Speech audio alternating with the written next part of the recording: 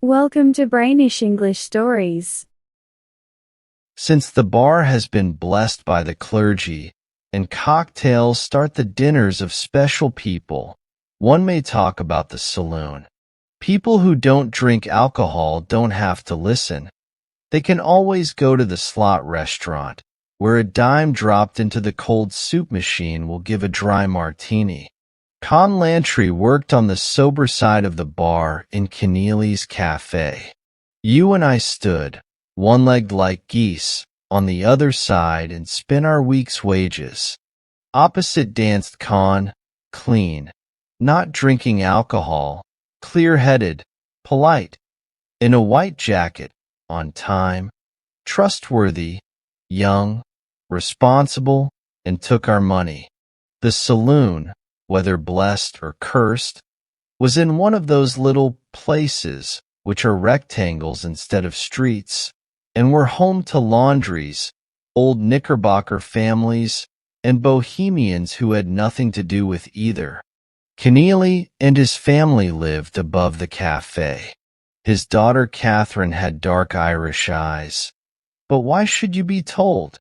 Be happy with your Geraldine or your Eliza, and for Con dreamed of her, and when she called softly at the bottom of the back stairs for the pitcher of beer for dinner, his heart went up and down like a milkshake in the shaker. Orderly and fit are the rules of romance, and if you throw the last coin of your fortune upon the bar for whiskey, the bartender shall take it and marry his boss's daughter, and good things will come out of it. But not so for Con, for in front of a woman he was shy and turned red. He who would calm the noisy young man whom the claret punch made talkative, or smash with a lemon squeezer the loud, or throw to the gutter the troublesome without a wrinkle coming to his white tie. When he stood before a woman he was speechless, confused, stuttering, buried under a hot avalanche of shyness and misery. What then was he before Catherine?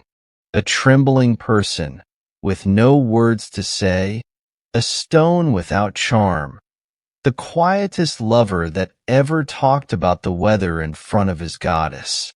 Two sunburned men, Riley and McQuirk, came to Keneally's. They had a meeting with Keneally, and then they took a back room which they filled with bottles and siphons and jugs and measuring glasses. All the things and liquids of a bar were there, but they gave no drinks. All day long the two worked hard in there, pouring and mixing unknown drinks from the liquors in their store. Riley had the education, and he wrote on lots of paper, changing gallons to ounces and quarts to small amounts. McQuirk, a grumpy man with a red eye, threw each bad mixture into the waste pipes with soft, husky, and deep curses.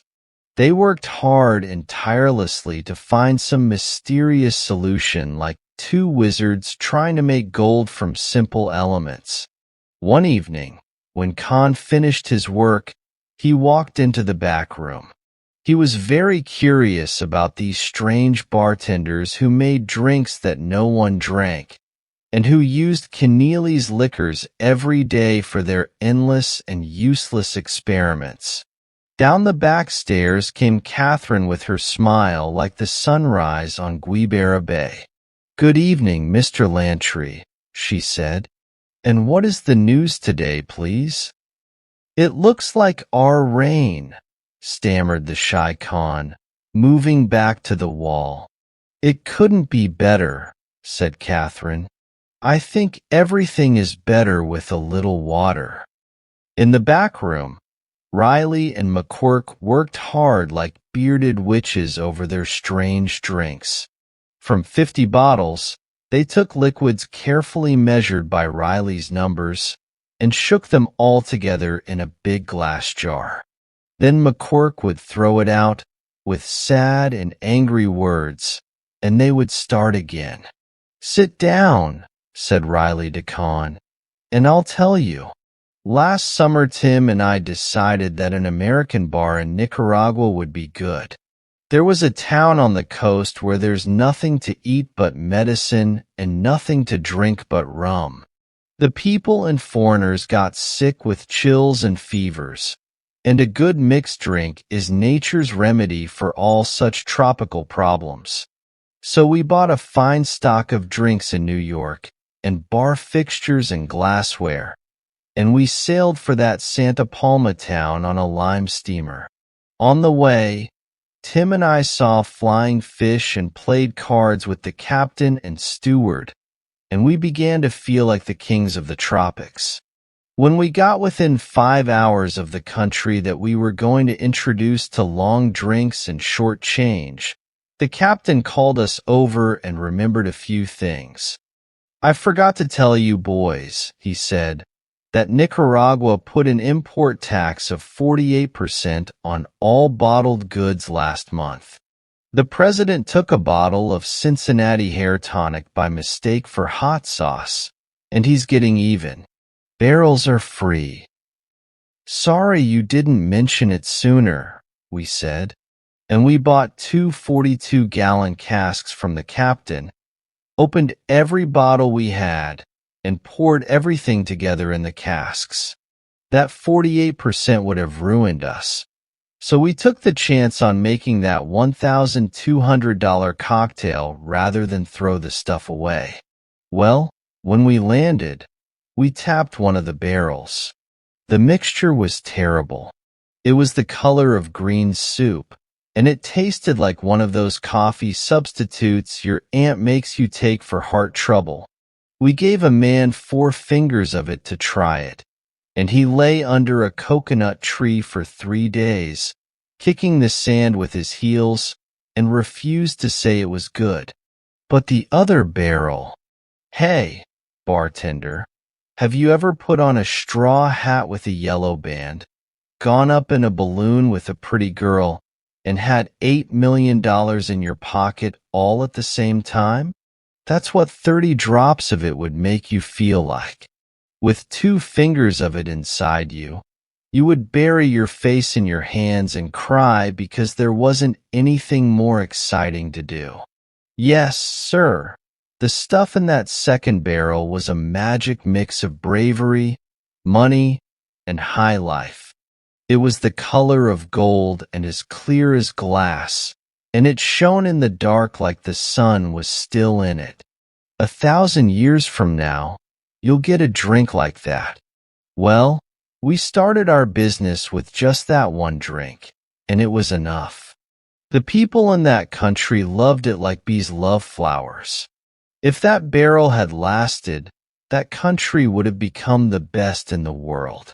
When we opened in the mornings, we had a line of generals, colonels, ex-presidents, and revolutionists a block long waiting to be served. We started at 50 cents a drink. The last 10 gallons sold for $5 a gulp. It was wonderful stuff. It gave a man courage, ambition, and nerve to do anything. At the same time, he didn't care where his money came from. When that barrel was half gone, Nicaragua had canceled its national debt, removed the tax on cigarettes, and was about to declare war on the United States and England. By accident, we discovered this amazing drink, and it will be by good luck if we find it again. For 10 months we've been trying. We've mixed barrels of all the strong drinks known. You could have stocked 10 bars with the whiskeys, brandies, cordials, bitters, gins, and wines Tim and I have wasted. A glorious drink like that should be shared with the world. It's a shame and a loss of money. The United States as a nation would welcome a drink like that and pay for it. All the while, McQuirk had been carefully measuring and pouring small amounts of different spirits, as Riley called them, from his latest recipe. The completed mix was a bad, mottled chocolate color. McQuirk tasted it and angrily poured it into the waste sink. "It's a strange story, even if it's true," said Con. "I'll be going now to my supper." Take a drink, said Riley. We've all kinds except the lost mix. I never drink, said Con. Anything stronger than water. I just met Miss Catherine by the stairs. She said a true word. There's nothing, she said, that isn't better with a little water. When Con had left, Riley almost knocked McQuirk over with a slap on the back. Did you hear that? He shouted. We are two fools. The 6 dozen bottles of Apollinaris we had on the ship. You opened them yourself. Which barrel did you pour them in? I remember, said McQuirk slowly. It was in the second barrel we opened. I remember the blue paper pasted on the side of it. We've got it now, cried Riley. It was the water that did the trick. Everything else we had right. Hurry, man, and get 2 bottles of Apollinaris from the bar, while I figure out the proportions with my pencil. An hour later, Con walked down the sidewalk toward Keneally's cafe. Faithful workers often spend their free time near the places where they work, drawn by some mysterious attraction. A police patrol wagon was at the side door. 3 strong police officers were half carrying, half pushing Riley and McQuirk up its rear steps. Both Riley and McQuirk had bruises and cuts on their faces. Yet they laughed loudly and yelled, even though they were hurt and tired from fighting. They started fighting each other in the back room, explained Keneally to Con, and singing. That was worse. They smashed almost everything. But they're good men. They'll pay for everything. They were trying to invent some new kind of drink. I'll make sure they're okay in the morning. Con walked into the back room to see what had happened. As he walked through the hall, Catherine was coming down the stairs. Good evening again, Mr. Lantry, she said. Is there no news about the weather yet?